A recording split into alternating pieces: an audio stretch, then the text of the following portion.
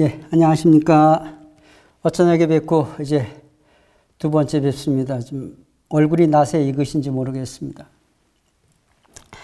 어제는 창조 원리에서 하나님의 이성성상 부분에 대해서 하나님과 참부모님, 하나님의 뜻을 이루기 위해서 이 땅에 오신 분이 이제 참부모님이시다. 그래서 참부모를 중심 삼고 하나의 대가족 사회를 이루는 것이 하늘의 소원이었고, 우리가 너무 기독교 문명 속에 깊이 빠져 있어가지고 하나님에 대한 이해를 좀 더 하자고 말씀을 드렸던 것입니다. 새로운 문명으로의 대전환이라는 말씀을 제가 지난 어쩌냐게 말씀을 드렸습니다.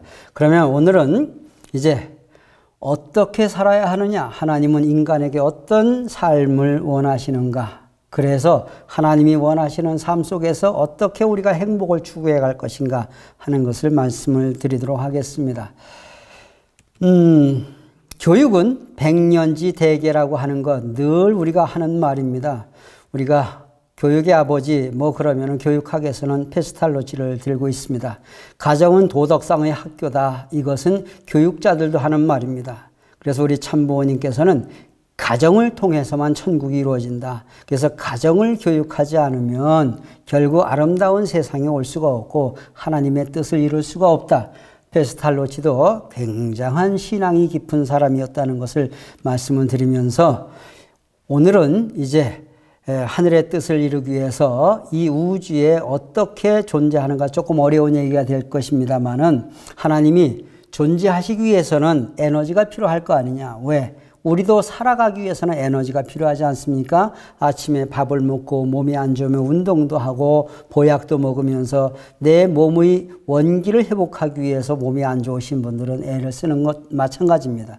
그것은 바로 뭐냐 하면은 이 우주의 근본은 자체적으로다가 반드시 무언가는 에너지를 만들기 위해서는 외부로부터 힘이 들어와야 되는데 그것은 우리가 받아들이는 힘이죠.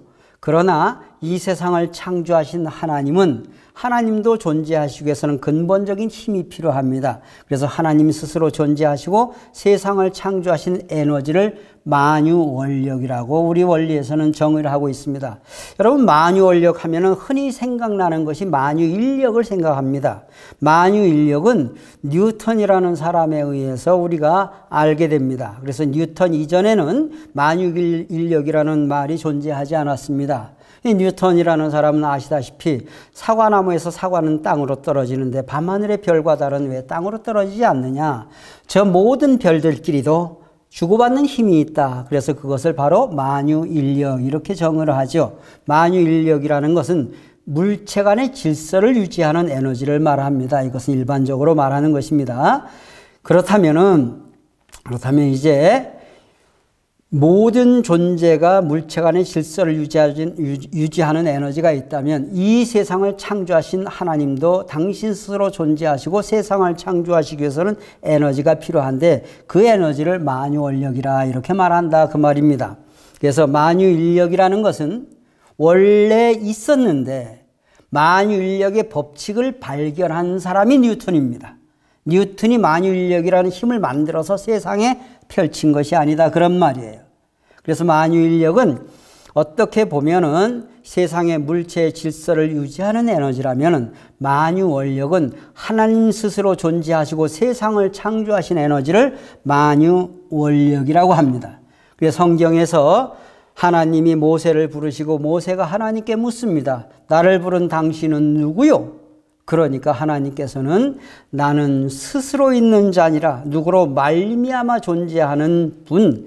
이것은 결과적인 존재죠. 누구로 말미암아.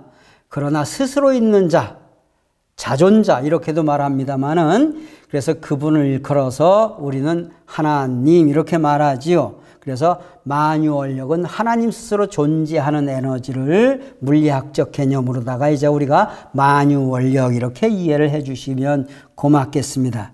자, 그래서 수수작용과 만유원력을 이제 우리가 배우는데 만유원력은 하나님이 존재하시는 에너지라면 하나님이 이 세상의 모든 존재는 상대성을 놓고 창조하셨다. 어제 배우신 것입니다. 남자, 여자, 수컷, 암컷 모든 것이. 그래서 우리는 그것을 원리적 용어로 주체와 대상 이렇게 말합니다. 주체와 대상이 서로 주고받는다. 이 주고받는 작용을 수수작용이라고 합니다. 수수작용을 원리 강론에서는 이렇게 말합니다. 잘 주고 잘 받는 작용. 이 잘자가 얼마나 귀한 자인지를 알아야 됩니다. 밥도 잘 드셔야 되고 화장실 가서 대소변도 잘 보셔야 되고 그리고 숨도 잘 쉬어야 되고 잠도 잘 주무셔야 됩니다. 이것을 잘 못하게 되면 육신에 병이 오는 것입니다. 그리고 상대방과 주고받는 마음도 잘 주고 잘 받아야 마음의 병이 없습니다. 그래서 잘자가 대단히 훌륭한 최상급이다.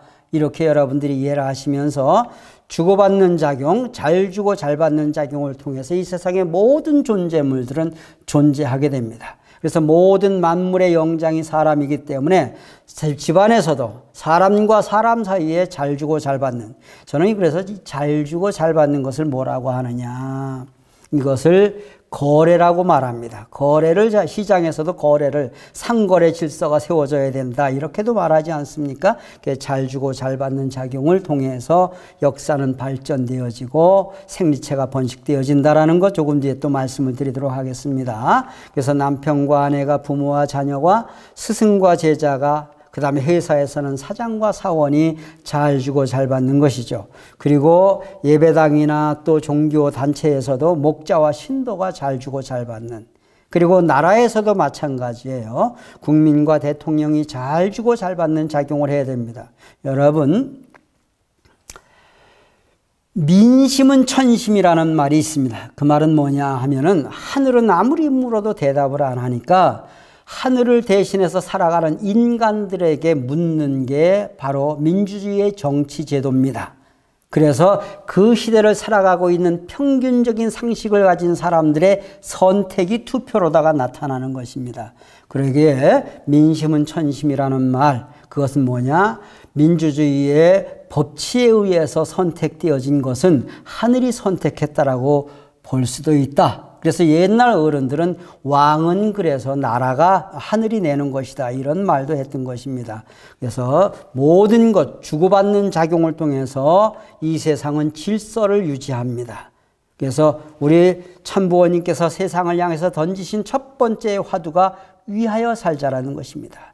나를 위한 것이 아니라 나를 희생해서 남을 위해서 살 때 이 세상은 아름다운 생기 있는 세상이 되어지고 하늘을 중심한 사랑의 세상이 되어진다라는 것입니다. 그래서 수수작용의 완성은 뭐냐? 공명으로 나타난다. 말하지 않아도 서로 느낄 수 있는 게 공명이죠. 사랑하는 연인 사이는 눈빛만 봐도, 부모 자식 간에도 눈빛만 봐도 통하는 게 공명이거든요. 서로 말하지 않고도 느낌으로 주고받을 수 있는 시대가 바로 이러한 수수작용이 완성된 때가 아니겠냐. 언어로다가 말해도 알지 못하는 것, 그러나 느낌으로다가도 알 수 있는 세계를 만들어가는 것이 우리의 종교인들, 특히나 신앙인들이 하는 것이 아닌가 하는 생각을 하게 됩니다. 그래서 만유원력과 만유인력이라는 것, 만유원력과 만유인력의 관계는 여러분, 이것은 뭐냐 하면요, 만유인력은 수수작용의 힘에 의해서 나타난 것이라면 만유원력은 근본적인 에너지라고 이제 볼 수가 있는 것입니다. 그래서 만유원력, 수수작용, 이렇게 이제 여러분들이 이해하시면서 수수작용이 중요한 것이 아니라 수수작용을 통해서 나온 에너지, 이 에너지는 만유인력에 의해서 존재하고 있습니다. 만유인력에 의해서. 그래서 만유원력이 원인적 에너지다. 사랑과 생명의 에너지다. 이렇게 보시고 만유인력은 그의 결과적인 것이다. 이렇게 이해를 하시면서 이것이 바로 정분합작용이라고 합니다. 그래서 하나님을 중심한 사위기대를 완성했다. 존재 양상으로 볼 때 사위기대의 완성이다 이렇게 봅니다. 하나님을 중심 삼고 한 남성과 한 여성입니다. 남자와 여자가, 여러분, 남자, 여자라는 것은 둘이 한 몸을 이룰 때 완성함을 이룬다. 그래서 남자는 남자대로 여자는 여자대로 살다가 신랑과 신부가 되어지는 것이죠. 신랑과 신부가 되어서 신혼생활을 시작을 합니다. 알콩달콩 살면서 자녀를 낳게 되면은 이제 남편과 아내 입장에서 아버지, 어머니가 되어지는 것이죠. 아버지, 어머니. 그래서 부모가 자식을 만드느냐, 자식이 부모를 만드느냐. 분명한 개념은 뭐냐 하면은 자식을 낳아야 부모 소리를 듣기 때문에 부모가 자식을 만드는 것이 아니라 자식이 부모의 자리를 만들어줍니다. 그래서 자녀를 많이 키우신 분들은 그야말로 심성이 하늘과 더 가까이 갈 수가 있다, 이렇게 보는 것이죠. 그래서 사위기대의 완성은 바로 우리 원리강론에서는 이렇게 말합니다. 사위기대는 선의 중심이요 진리의 중심이요 본심의 중심이다. 완성한 남성과 여성의 결혼을 우리는 결혼이라고 안 하고 축복이라고 합니다. 축복이라는 것은 한 남성의 완성, 한 여성의 완성을 의미하는 것입니다. 그래서 부부로서의 완성을 통해서 자녀의 완성된 자녀를 낳는다는 것이 축복이라고 하는 것이죠. 그래서 원리강론에서는 분명한 것이 이렇게 사위기대를 완성한 것을 하나님의 영원한 안식처라고 정의합니다. 하나님은 천동설 때 만들어진 저 위에 종동천 프리모 모빌리라고 하는데 저 우주 바깥에 또 다른 곳에 하나님이 계신 것이 아니라 하나님의 안식처는 바로 내 가정이다. 내 가정에서 내 마음이 편하면 상대가 편하고 상대의 마음을 읽을 때 내 마음도 편하다. 그래서 절대 안심이라고 하는 것은 내 마음이 편하다고 해서 되어지는 것도 아니고 상대의 마음을 편하게 해줘야 내 마음도 편해진다는 것입니다. 이것은 좀 다른 이야기입니다만 편안하다는 안자는 뭐냐? 집 안에 여자가 행복해야 된다라는 뜻입니다. 왜 집 안에 여자를 써놨기 때문에 그렇습니다. 그래서 여자를 배려하는 마음 심자. 그래서 결국 안심이다 하는 것은 집안의 근심 걱정을 가지고 있는 남자들이 잘해야 집안의 여자의 마음이 편할 때 가화만서성이 될 수가 있다 하는 말씀을 드립니다. 제 해석이니까 어디까지 깊이 있게 해석하지는 마시기 바랍니다. 그래서 하나님은 이렇게 만유원력과 수수작용을 통해서 정분합작용을 통해서 역사가 발전되어지는데 역사를 만드는 것은 누구냐? 인간입니다. 인간이 처음에는 어떻게 역사를 만들어갔느냐 하면은 고대의 역사, 쉽게 말하면 선사시대는 역사시대라고 하지 않습니다. 선사시대는 그야말로 먼저 선자 선사시대고 문자가 생겨나면서부터 문명이라고 하는 것이 시작됩니다. 문명, 글을 문자에다 밝을 명자, 글을 통해서 서로가 소통이 되게 되어졌다 그 말이에요. 그래서 글을 통해서 서로 상대 의사소통이 되면서부터 역사시대라고 이야기를 합니다. 그래서 모든 역사라는 것은 문자 시대에 만들어지는 게 역사지 그 이전은 선사시대라고 이야기를 합니다. 그래서 모든 종교적인 경전도 역사시대 때 그 시대를 살았던 최고의 위대한 성인들이 교육을 위해서 만들어 놓은 것이 경전이다. 하늘의 계시를 받아서. 그래서 그것도 성경도 마찬가지로 하나님의 계시로다가 쓰여진 것이라면 성경도 문자 시대 때, 문명 시대 때 만들어진 것인데 성경의 인간들이 어떻게 살라고 하늘은 외치고 계시느냐? 3대 축복이 나오게 됩니다. 3대 축복이 우리가 흔히 이것은 우리 교회에서만 3대 축복이라고 하는 것이 아니고 모든 종교가 성경을 믿는 사람들은 세 가지의 큰 하늘의 은혜다 이렇게 받아들이는 것입니다. 그래서 그것이 창세기 1장 28절에 나오는 것이죠. 하나님이 그들에게 복을 주시며 그들에게 말씀을 하시되 생육하라 그리고 번성하라 그리고 땅에 충만하라. 또 하나 많은 것들을 더 얹어 주십니다. 땅을 정복하라. 이 말이 좀 없었더라면 없었을까? 땅을 정복하라. 그래 정복의 역사가 전쟁의 역사 같아요.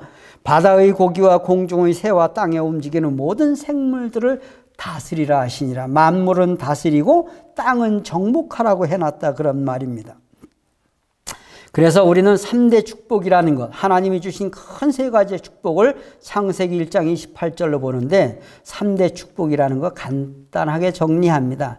이 땅에 태어나는 게 복입니다. 복 중에 복이 이 땅에 내가 태어났다는 것입니다. 여러분, 역사의 가장 역사적인 사건, 위대한 사건은 뭐냐? 나의 탄생일입니다.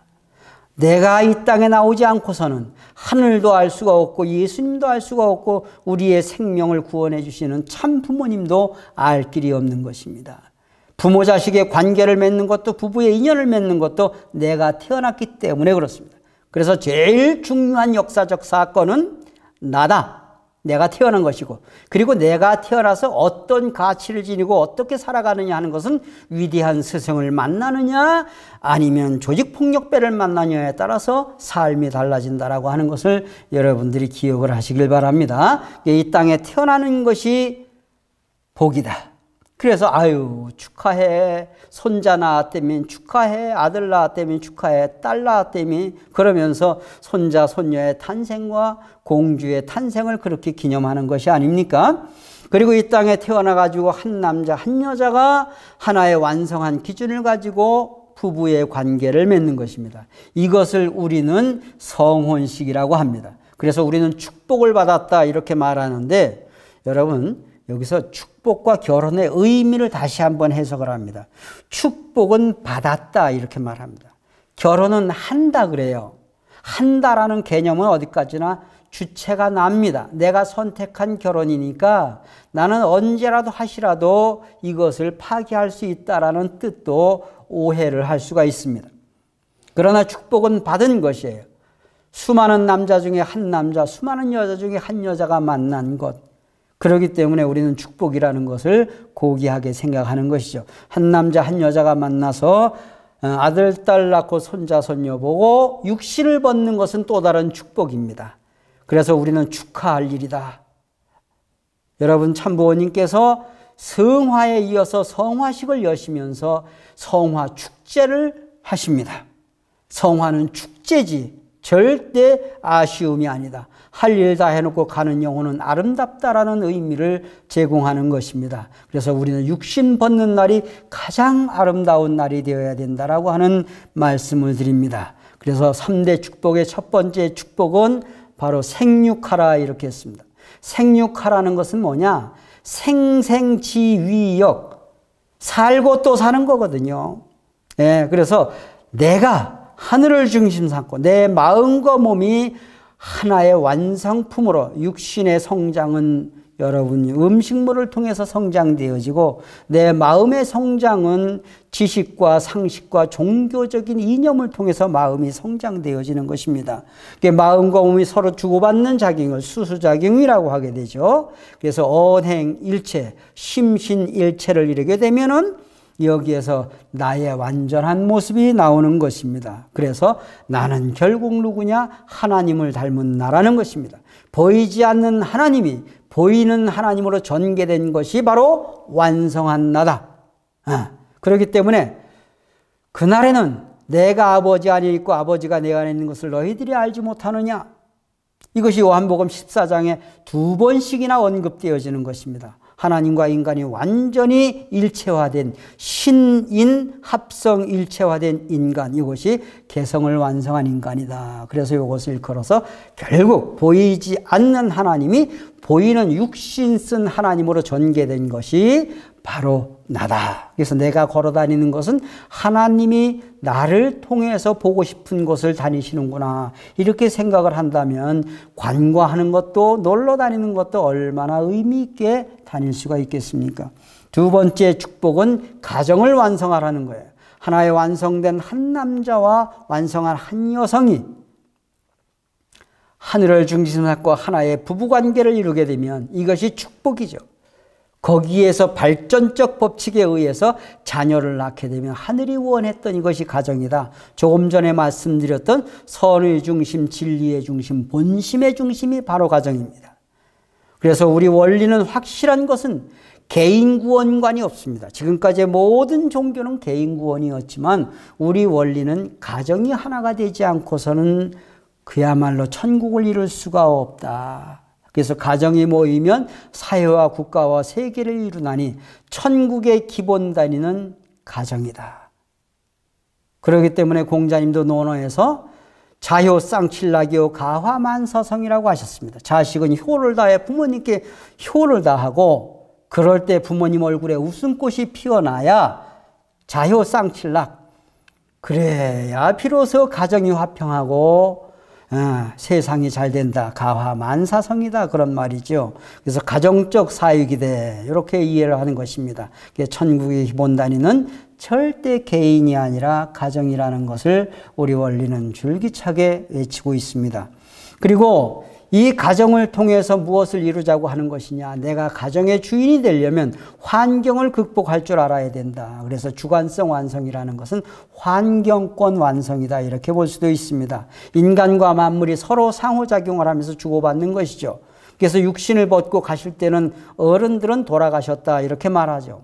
돌아가셨다라는 말씀 속에는 이미 돌아가셨다라고 하는 것은 윤회와 영생의 개념이 있지 끝났다라고 하는 엔드의 개념이 아닙니다.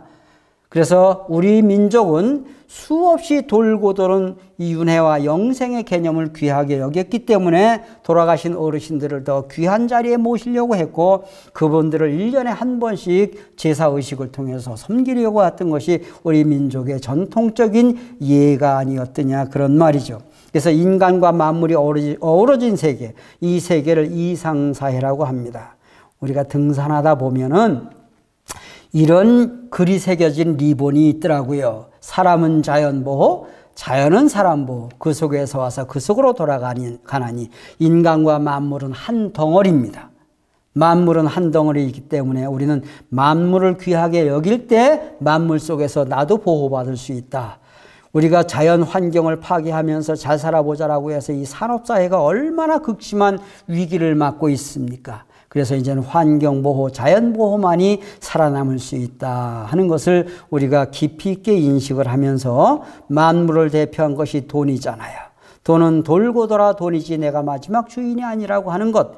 돈 때문에 남의 눈에 눈물을 흘리게 하면 내 후손들 눈에서는 돈 때문에 피눈물이 난다는 사실을 알고 결국 물질 가지고 사람을 힘들게 하는 경우는 없어야 되겠다라는 말씀을 드립니다. 육신 쓰고 이 세상 살다가 육신 벗고 가는 것은 자연스러운 것이다. 그래서 도법 자연이다.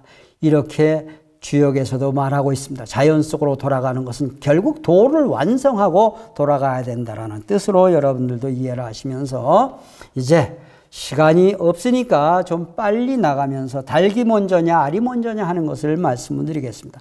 하나님이 세상을 창조하셨다라는 말은 닭도 먼저가 아니고 알도 먼저가 아니고 병아리가 먼저라는 것이 원리적 개념입니다. 창조라는 말, 씨앗이 땅에 떨어져서 씨앗이 썩으면 싹이 안 나오고 씨앗이 썩지 않은 놈만 싹이 나옵니다. 싹이 나와서 이것이 성장하는 성장기간이 필요하죠. 집안에서도 자녀를 기르는데 자녀를 완성품으로 만들어 놓은 부모가 하나도 없습니다. 전부 다 유아기로 만들어서 그 다음에 청장년기를 거쳐가지고 이제 스스로 노년기를 맞이하게 되어지는 것이죠.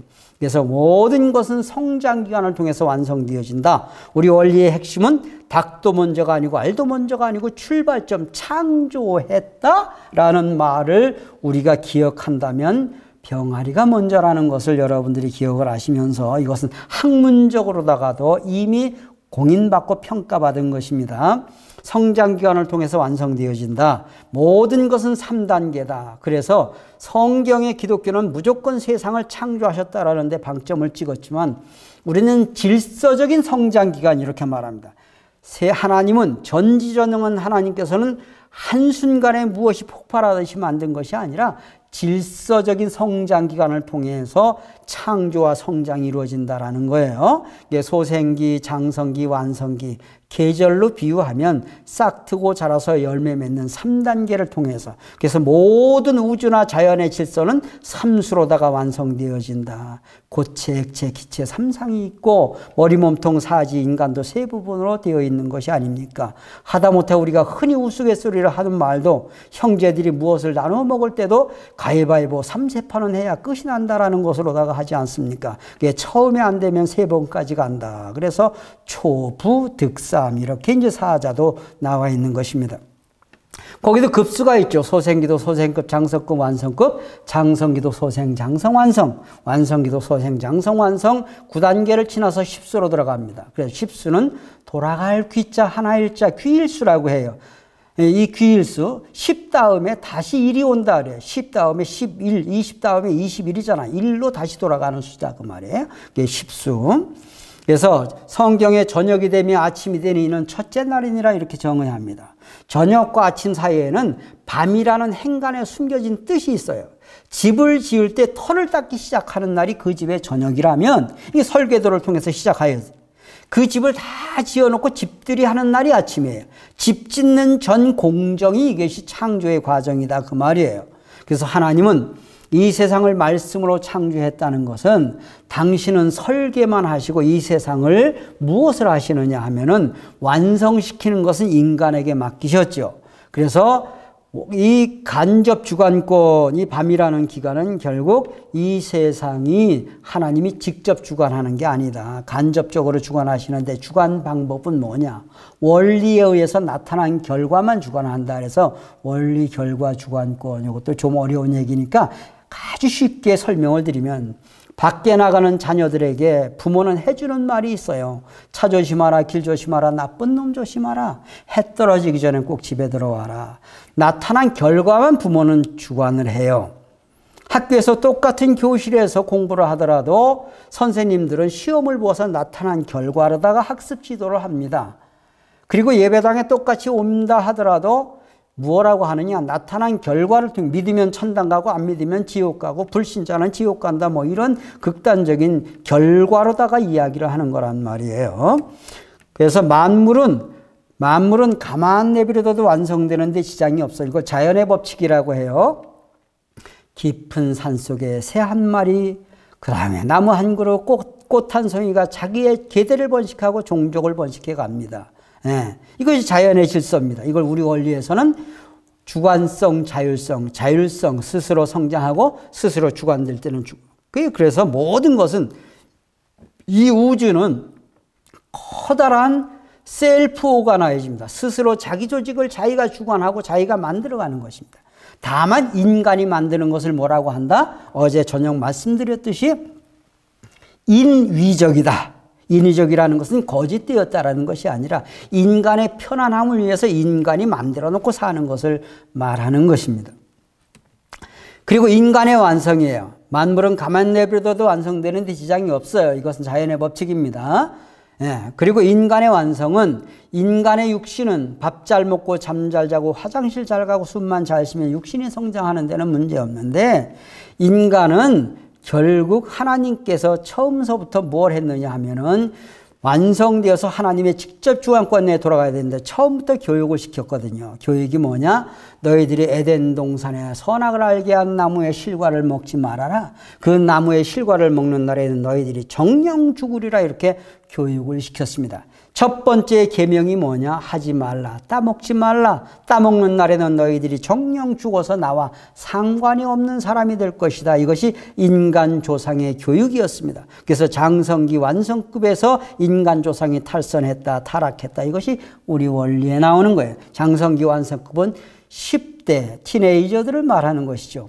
분명히 어떻게 보면은 이성이 감정을 통제하지 못하는 때를 장성기 완성급이라고 말합니다. 정확한 사회학적 용어는 아니고 심리학적 용어도 아니지만은 이 청소년 상담가들은 청소년들을 뭐라고 하느냐 하면은 걸어다니는 다이너마이트다 이렇게 말합니다. 환경과 여건이 조성되기만 하면은 무슨 짓이든지 할 수가 있다라는 것이 이제 이 10대의 이야기를 하는 것이지요. 그래서 10대의 위기만 청소년의 위기만 잘 넘어가면은 그야말로 나라의 훌륭한 인재가 될 수도 있다는 것을 여러분들이 기억해 주시면서 인간 타락의 근본이 장성기 완성급 인간 조상이 사춘기 때 탈선했다 이렇게 이해를 하시면서 여기에서 원죄가 생겨버린 것입니다. 그래서 인간 원죄의 출발을 아주 간단하게 설명을 드리겠습니다. 이것도 아담과 이브의 타락이라고 하는 벽화의 일부분입니다. 어제 말씀드렸던 여러분들 이제 오른쪽에 이게 뭐냐 하면은 천사로 비유된 뱀을 이렇게 만들어 놨습니다. 왼쪽에 아담과 이브, 아담과 해와가 이렇게 둘이 있고요. 에덴 동산에서는 원래 인간 조상이 옷을 벗고 살은 것이 아니라 알몸으로 살았습니다. 이게 무슨 말이냐면 옷을 벗었다라는 것은 입었다 벗었다라는 문명을 이야기하는 것이고, 알몸으로 살았다라는 것은 그야말로 아예 처음서부터 옷을 입기 이전이었다라고 하는 것으로 이해를 해 주시기 바랍니다. 그래서 아담과 이브가 잘 하나님의 말씀을 듣고 성장 기간을 지내고 있었는데, 하나님이 지으신 들짐승 중에 가장 간교한 것이 뱀이었더라. 그래서 오른쪽에 그린 그림이 뱀으로 비유된 이 조금 이따 나오는 천사라는 존재입니다. 천사 루시퍼라고 하는 존재입니다. 오늘은 성서적으로 자세히 말씀을 드릴 수 없기 때문에 간단하게 이렇게 말씀드립니다. 루시퍼는 바로 악마, 마귀라고 번역이 되어집니다. 그래서 에덴 동산에서 모든 만상 만물을 지어놓고 동산 가운데 특별한 두 그루의 나무를 만드십니다. 이름하여 생명나무라, 선악을 알게 한 나무라 명명하시고, 아담과 해와를 창조하신 터전 위에서 아담과 해와에게 3대 축복을 주시게 되지요. 어제 말씀드렸던 것이에요. 생육하고 번성하여 만물을 주관하고 모든 것을 다스리라 3대 축복을 주시고, 그리고 하나님께서는 너희들이 동산나무의 실과는 다 너희들이 먹을 것인데 동산 가운데 있는 선과 악을 알게 하는 나무의 실과는 절대 먹지 말아라. 그것을 먹는 날에는 정령 죽으리라. 이렇게 말씀하십시오. 근데 하루는 성경에 보면은 하나님이 창조한 피조물 중에 가장 간교한 것이 뱀이었더라. 뱀이 하루는 해와를 찾아서, 해와야, 하나님께서 동산나무의 실과를 먹지 말라고 하시더냐? 아니다, 다 먹어도 괜찮다고 하셨다. 그런데 선악을 알게 하는 나무에 달린 선악과만 먹지 말라고 하셨다. 이렇게 답변을 하니까, 아니야, 그 선악과를 먹는 날에는 너희들의 눈이 밝아져서 하나님과 같이 될까 봐 먹지 말라고 한 것이지, 절대 먹어도 죽지 않는다. 먹어봐라, 먹어봐라, 이렇게 말합니다. 그래서 해와는 성경에 이렇게 해와의 입장을 대변하고 있습니다. 해와는 그 뱀의 말을 듣고 다시 또 선악과를 본즉 먹음직도 하고 보암직도 하고 탐스럽게 열린 과일인지라. 그러니까 그 말씀은 쉽게 말하면 뱀이 해와에게 한 번 따먹어봐라, 죽지 않는다, 이렇게 한 번 얘기한 게 아니다, 그 말이에요. 계속 유혹을 했다, 그런 뜻으로 다 여러분들 이해하시기 바랍니다. 그래서 해와는 뱀의 유혹에 의해서 따먹지 말라는 선악과를 따먹고 자기와 함께 한 남자에게도 주었다. 그래서 아담도 선악과를 따먹게 됩니다. 그런데 그날 저녁에 하나님께서 아담에게 제일 먼저 나타나시게 됩니다. 첫 번째 책임을 물은 것이 아담입니다. 그렇기 때문에 가장의 지위가 남자에게 있지 않나 하는 생각을 해보게 됩니다. 아담아, 내가 어디 있느냐 하면서 아담을 찾아 세워가지고 너는 왜 따먹지 말라는 선악과를 따먹었느냐 이렇게 말하니까, 저는 먹고 싶어 먹은 것이 아니라 해와가 먹으라 해서 먹어버렸습니다. 자기의 책임을 해와에게 전가를 하죠. 하나님께서는 해와에게 또 너는 왜 선악과를 따먹었느냐? 저도 먹기 싫었는데요, 뱀이 먹으라 해서 먹어버렸습니다. 이렇게 말합니다. 하나님은 뱀에게 저주를 내립니다. 너는 종신토록 흙을 먹고 배로다가 땅을 기어다녀야 할지니라. 하나님이 창조한 피조물 중에 하나님이 첫 번째로 저주한 것이 뱀일 줄이야. 뱀이 하나님의 저주를 받아서 에덴 동산에서 추방되어지게 되는 것이죠. 그리고 해와에게는 해산의 고통을 맛볼 것이다. 아담에게는 밭에 나가 땀 흘려 일함으로 네 가족을 부양할 수 있을 것이라는 벌을 내리게 돼요. 그래서 그런지는 모르지만은 한문도 뜻이 있다고 말씀을 드렸는데, 한문 산의 남자가 밭전자 밑에 힘력자를 쓴 것입니다. 밭에 나가 땀 흘려 일함으로 내 가족을, 요즘 같으면 직장 나가 열심히 일함으로 내 가족을, 이렇게 이야기를 했겠지요. 그래서 집안에서 가장이 출퇴근을 안 하는 것을 볼 때는 부인들도 그렇고 아이들도 그렇고 굉장히 우리 아버지 뭐 일이 없나 하고 걱정을 하는 이유는 바로 거기에 있는 것일지도 모릅니다. 예. 자, 그래서 선악과라는 것은 뭐냐? 선악과는 바로 성경은 비유와 상징이다. 선악과는 선악을 알게 하는 나무에 달린 과일이 선악과다. 그럼 생명나무는 무엇으로 비유해 놓고 있느냐? 성경의 생명나무는 완성한 남성을 말합니다. 아버지 날 낳으시고 어머니 날 기르시니 그네 한량이 없다 그랬잖아요. 결국 아버지가 날 낳았다는 것은 뭐냐?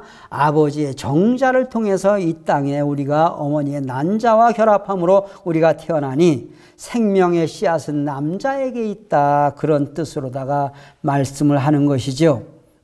그래서 생명나무는 남자를 비유하는 것이고, 예로부터 우리가 사람을 나무로다 비유하지 않습니까? 초등학교 운동장에 뛰어노는 아이들은 이 나라의 꿈나무라고 하고, 될성 싶은 나무는 떡잎부터 알아본다. 이렇게 말하기도 합니다만은, 그리고 이제 연세가 많으신 분들은 이 나라의 초석을 다지신 어르신들이다. 이렇게 말하고 있는 것입니다. 그럼 사람을 나무로다 비유한다면 생명나무는 남성을, 생명의 씨앗을 가지고 있는 남성을 비유했다면, 선악을 알게 하는 나무는 결국 그 생명의 씨앗을 심어가지고 10달 동안 모태에서 선한 열매로 이 땅에 만들어내느냐, 아니면 좀 부족한 열매로 만들어내느냐 하는 것은 여성의 몸에 달려있다라는 것으로다가 여러분들이 이해를 하시기 바랍니다. 이것은 제 말씀이 아니라 성경에 나오는 모든 것을 일반적으로 여러분들이 듣기 쉽게 해석을 해서 여러분들에게 말씀을 드리는 것입니다. 그래서 선악과는 결국 뭐냐? 선악과는 사랑의 기관, 여성의 사랑의 기관을 말하는 것이고, 선악과를 따먹었다라는 것은 뭐냐? 여성의 정조, 여성의 사랑을 유린했다는 것으로 우리 원리는 이 역사적인 섭리적인 재해석을 하고 있습니다. 에덴 동산에서 아담과 이브가 완성된 한 남성으로, 완성된 한 여성으로서 하늘이 축복한 축복을 이루어야 되는데, 미성년기에 성적인 타락을 함으로 말미암아서 역사적인 씻을 수 없는 죄를 이렇게 이루어 놓고 말았다. 그래서 역사의 가장 큰 오명을 입은 분이 아담이라는 분입니다. 반드시 아담은 성공한 아담이 아니라 모든 종교에서는 타락한 아담이라고 하지 않습니까? 여러분들의 이름 앞에도 무슨 이름을 성공한 누구 이렇게 붙일 것이냐, 실패한 누구, 잘못된 누구, 살인자 누구, 이런 사람들도 있지 않습니까? 그래서 내 이름의 앞에 붙은 것이 과연 무엇이 될 것이냐 하는 것은 우리가 내 인생을 어떻게 사느냐에 따라서 결정되어진다라고 보는 것입니다.